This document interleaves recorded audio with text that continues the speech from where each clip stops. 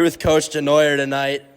Big conference win over Mayville. I mean, we'll start here. We'll start with playing through adversity. You guys did a great job at that tonight. 18 fouls called combined in the first half, 17 called in the second half. Speak to your team's ability tonight to play through a tough whistle. You know, they really did overcome adversity. It really started with the text I got this morning that Marcus Christensen wasn't going to be here because he was sick. Knowing that a starter, knowing somebody that's a focal point of everything you do on the defensive side wasn't going to be with us. Kids had to step up. Then you talk about this game. We had 3 kids with 3 fouls, 3 starters with 3 fouls that are considerable contributions, Gannon, Andy, and Max.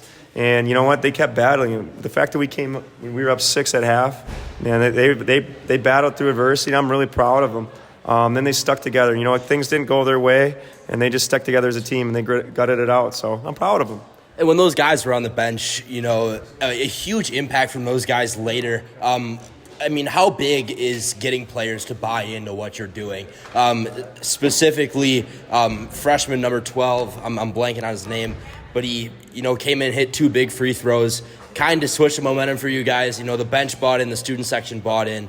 How big is it for your bench to be buying in these situations? You know, with the program that we're trying to build here, you know, it's just so nice that everybody's bought into what we're doing, both sides of the ball. If we're on offense and we're trying to get a good one, we're screening away, moving the ball, or and we're on defense and everybody's guarding their man and taking pride in what they're doing, it's easy to plug these guys in when things aren't going our way. I mean, I'm proud of Hudson Henry, who's the number 12 you were talking about. He didn't know at all today that he was going to be with us. I told him after chapel today that, hey, we need you to suit up for a half. Can you do it? He said, of course. So I'm proud of the way he came in, and we weren't up by a considerable margin when he came in. And, you know what, he held his own for a freshman. I'm proud of that kid. But, I mean, it comes down to everybody. Spencer played a lot of minutes. Evan Gensler, who hasn't played in quite a bit, he came in and gave us 2 free throws. It's just great that the team's buying in, and, you know, we gutted it out. I'm proud of them. In the second half, you did say that you guys were hanging on to a lead. At one point, it got to 5. You know, starts to get a little nervous. Mayville comes out with a 2-3 zone. Talk to me about running your team through the Mayville 2-3 zone and being able to respond to that on the fly. You know, the big thing that we talked about, you know, we came off of 2 big losses, Lamira and Waupun. Both of them, we had, I mean, like with Lamira, we had a lead, and they went on a big run, and we couldn't do anything. Waupun, we cut it to 5 in the second half, and then before you know it, we're down 25. So the big emphasis these last 2 days of practice is, you know what, we need to stop these runs, and how are we going to do it is by moving the ball and getting stops on defense. And you know what, again, what you just said, they bought in. And you know what, that's credit to them. They take coaching very well. Even at halftime when we got on a little bit for some things that we weren't doing, things that we kept trying to do, you know, they're buying in, they're taking coaching, and that's, you know, how we're going to make these jumps to beat some of these teams. And it feels like a pretty obvious one, but I guess I'll ask it. How big is the impact of Gannon Schwartz? I mean, the kid didn't play for 10 minutes in the second half, came in, basically flipped the game around. I believe the score was 39-34 when he came in. He led what I think is a 14-4 run to finish this one out. How big is the impact of Gannon?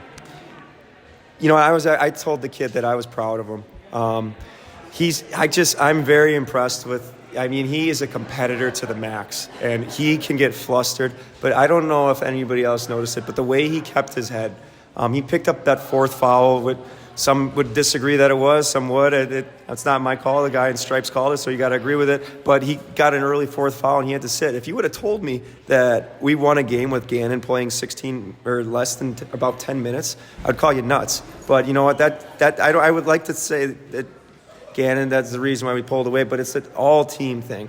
And, you know, everybody stepped up. And when Gannon came on, you know, it was just like a big boost, right? So I'm proud of everybody, and I can't just narrow it down to one guy. Exactly. Yeah, I like that. You mentioned Marcus being out. He's a focal point of your defense. But you guys played another great defensive game tonight. Is defense kind of in your brand? Would you call it part of the WLA brand of basketball this season? We're trying to get there. We still got some things to work on, but I mean, it was another focal point. I mean, we gave up 95 or 97 points to Waupun, which is way too many points. And we're trying to get there. We got a lot to improve on. But, you know what, their kids are buying in. And, you know what, we're going to keep getting better and better. And especially during the dog days of January and early February where the season feels like it's going on forever, these kids are buying in every day at practice, and I'm proud of them. And finally, I mean, it's the question to end all the interviews. What do you take away from this one as you continue in Flyway play? I take away that, like you said, you started off the interview saying how we battled through adversity.